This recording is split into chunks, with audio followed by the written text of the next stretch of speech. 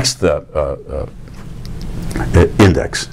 I want to take, this is a new one. I want to take the ratio of the raw materials used per labor hour. Okay? This is a technical ratio. In this case, every labor, we have 200 labor hours. The workers require $80 of value of what? Of means of production. So this is the value of the means of production per labor hour. So in this case, it's 4208 for 2/5. So every single labor hour that the workers work, they require $2 of means of production to produce whatever it is they're producing. Okay, so these are the numbers that I'm going to play with now. Ready? Now let's assume everything stays the same, save for one change. I'm going to now have employment grow from 20 to 30. I'll call this the new. The H will stay the same. I could change it, but I'm going to just focus on this. So I'm going to have an expansion of employment. By what percentage? Well, you can do this. The employment is going to grow by, let's see, that's 30 minus 20 over 20, 50%. So what the delta L, Greek letter delta, what that stands for is the new employment. I'll write it out. The new minus the old. So that's the change. That's the change in jobs, employment of what? Of productive labor, labor that's productive of surplus. So I'm assuming that the capitalists go out and they expand employment. They now hire 30 rather than 20 workers, giving me a percentage increase of 50%, a hefty rate of increase. Okay? So I have employment growing by 50%. So let me get rid of this. The question is, okay, if we have now 30 workers, how much new value do those workers add if they're working the same hours of 10? Well, we have this formula we can make use of now. We have, let's see, we have a question. What is this? We don't know. Okay? If I assume that the I remains unchanged, so the intensity of, it could change, but if I assume for the moment it remains unchanged, then I have a new pool of labor hours. I'm just solving this equation here. And this is new. The H remains the same by assumption. So I can plug in the numbers here. So this is 1/5, because I'm assuming there's no change in the intensity of labor. There's no speed up. It stays the same. But I now have L times H. Let me see. This is 30. This is 30 times 10. So I have now 300. The use value of labor power has grown. This is now 300. And I have, therefore, $60 of value added by these workers because we're employing more productive labor. We have more value. If the rate of exploitation remains the same, and if we have $60, then the new equation here has to be 30 here plus 30. Why? Because I'm assuming the same rate of exploitation. So if it's the same rate of exploitation, the rate of exploitation can't change if the surplus has to grow at the same proportion as the value of labor power. Hence, to get an unchanged rate of exploitation, that gives me the 30 plus the 30, unchanged rate of exploitation. The only last one I need is what is the C.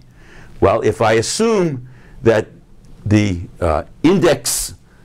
this index remains unchanged, there's no change in the technology, so I can calculate the new C. I'm going to erase this now. I can calculate the new C that's needed, okay, from this. Don't forget what this is. This is the C divided by LH. So I can calculate the new C, which is 2/5. I'm assuming an unchanged technology. So it could change. I'm assuming it's unchanged, times the new labor, which is 30, times the hours that they work, which is unchanged, is 300. So what is that? 2/5 times 300 is 60. So the new C is $120 of value. Not terribly surprising that it grows because we have a growing employment. So this is the new value being produced by the capitalists when they employ more, 150, 180, sorry, when they employ more workers. So this has grown from this to this. This is the new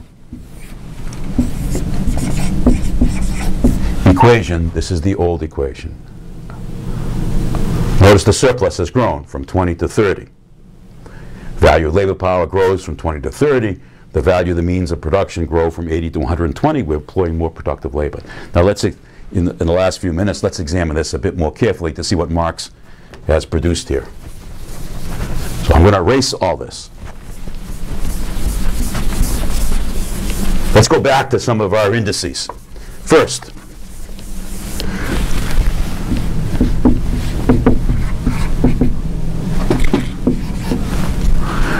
let me see, 80 plus 20 plus 20 is 120. What did I have here? 120 plus 30 plus 30, 50 is 180. Okay, this is the old, this is the new. What's the growth in capital accumulation? Well, let me see now. We have delta C is equal to 40, delta V is equal to 10. So let's do this. Delta C plus delta V over C plus V, that was your K star, is equal to 40 plus 10 divided by 100. That's 50%. Right? How about delta surplus value, the change in surplus value, the rate of growth of surplus value? Well, that's 10 over 20, that's 50%. This is a remarkable result. What Marx has shown here, that if you hold everything constant, save for, except for the growth of employment, you get the following result. The rate of growth of employment, change of L over L, is exactly equal to K star, which is exactly equal to the rate of growth of surplus. So I'm starring these to indicate this is a rate of growth. Well, by the same logic, I can star this too, I suppose. Now let me quote Marx. A theory of capital accumulation is a theory of employment growth, and is a growth of profits as well. So if the capitalists accumulate capital, they take a portion of their surplus that they pumped out of the workers, they purchase more workers, more means of production, as I just showed you in this example. So they're employing more workers, they're taking their surplus again, they're accumulating more C, accumulating more V, they're growing employment, they're also growing their surplus, and the rate of growth of capital is the rate of growth of employment. So, as you all know, when you're going to hear this, we have a recession. So let's make use of this. A fall in the rate of accumulation. If K star falls, employment is going to fall. Bango, we have a recession. So we now have an explanation of there are many possibilities. So one reason why we might have a recession. Capitalists don't accumulate as much as they might otherwise. Employment's going to grow. The demand for means of production, the demand for consumer goods is going to fall. Bango, we have a recession. Okay?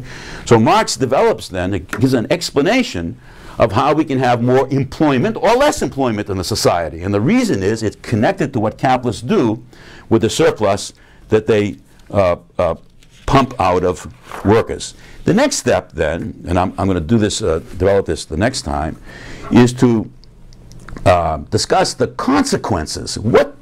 What's the consequence of growing capital accumulation and growing employment on the economy? So we have, to back it up, just make sure. If capitalists accumulate, they take out of their surplus and they do this K star, they employ more, they get more profits.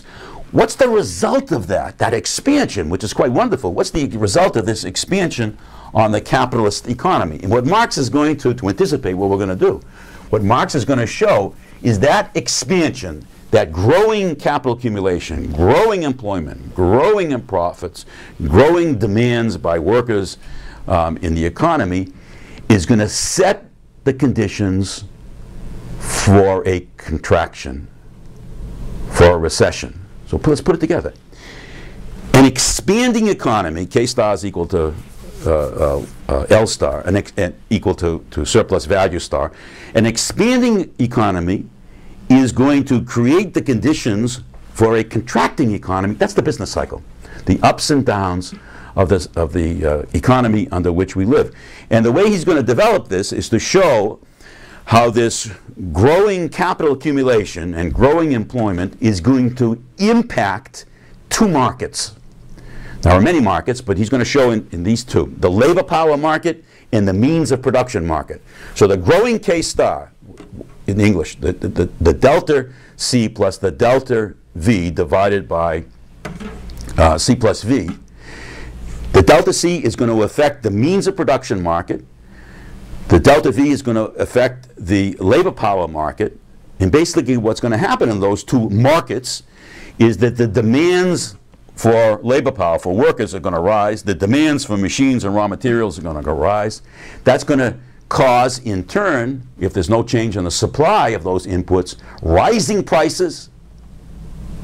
Those rising prices are going to, in turn, cause rising costs to the capitalists, the rising costs of wages, the rising costs of raw materials and machines. And that rising cost, if there's no other changes, is going to undermine capitalist expansion and produce a contraction. So in the seeds of expansion, by the possibility, because as I'll show you also, it's not inevitable, lie the seeds of the contraction. Inside capitalism is not just exploitation, but is the business cycle. And we shall stop there.